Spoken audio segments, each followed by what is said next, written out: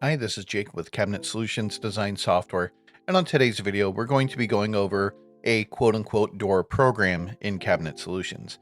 Now, before we continue, keep in mind Cabinet Solutions was never designed to be a door program. That is why we have no specific function in Cabinet Solutions for creating just doors.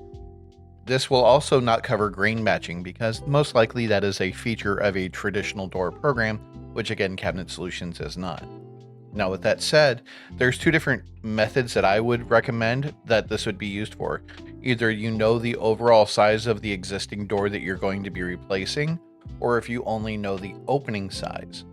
The overall size is easy, it's just a wainscot panel. The other way, however, is a little bit more involved because what you do is you delete all the other parts of the cabinet, leaving the opening. The difference between them is that the overlays must be set up in your standards for the second method to work correctly. Let's go ahead and draw out our wall, 100 inches, and let's place a couple cabinets on here.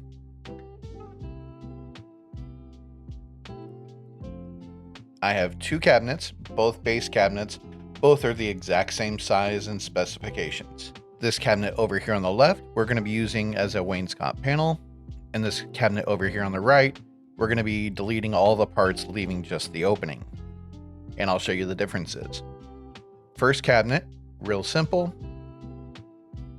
View and delete boards, wainscot panel. Now that does leave you with a door with 4 panels on there.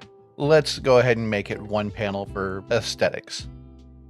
Click on the opening. Go to adjust for opening number 1 and change the number of panels under French lights to 1. Now, see, this is just a wainscot panel. There is no knobs, no pulls. That information would have to be added on while you're on the job site. It's not something that you can add on to a wainscot panel. Now, the next method, like I said, is a bit more involved. So let's go ahead and click on the cabinet to customize it. And let's start by going to our cabinet standards and just removing the items that we don't need. First, let's go to toes and sleepers, remove all, go to our backs. And since we're using a base cabinet, we just remove the check mark next to backs and base cabinets. We don't need any nailers or stretchers. We don't need a countertop. And I believe that's all we have to worry about in our standards here. There's a 3/4 inch space between the bottom of the cabinet and the floor.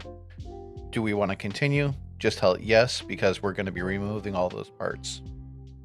Now go to view and delete boards, and let's delete the parts that we don't need. We don't need panels, stiles, rails, center rails, right panel, bottom rail, or right stile. Now in this instance, we're left with just a giant drawer box. Let's go ahead and change my opening type. Go to openings and rollouts, click on the number 1, and change the type of the opening from drawer to door single. Now this is essentially the same thing, but it already has a pull on there. And if you notice, it's larger than the 24 wide by 34.5 inches tall by just a little bit. My overlays for this were set to a 1/2 inch by default. Now again, before you do this method, you need to have your overlay set correctly in your standards for this to actually display correctly.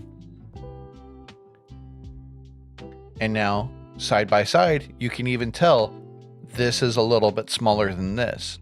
You can also do the same thing with upper cabinets, base cabinets, different type of door styles. But all of this basically boils down to either you know the overall size of the door that you're going to be recreating, or you only know the opening size. And that's the video. This is Jake with Cabinet Solutions Design Software. If you have any questions or anything, feel free to give us a call, 209-836-4077, or you can send us an email to support@cabinetsolutions.net. More than happy to help out. Thank you again, and I hope you have a great day. This is Jake with Cabinet Solutions, and we hope you've enjoyed the video. Please like, subscribe, and don't forget to click on that notification bell for future videos of tips and tricks or previews of upcoming features. Do you have an idea for future videos? Comment below with different ideas or send us an email to support@cabinetsolutions.net and let us know what you'd like to see, and we'll be happy to create a video for it. Thank you again for watching.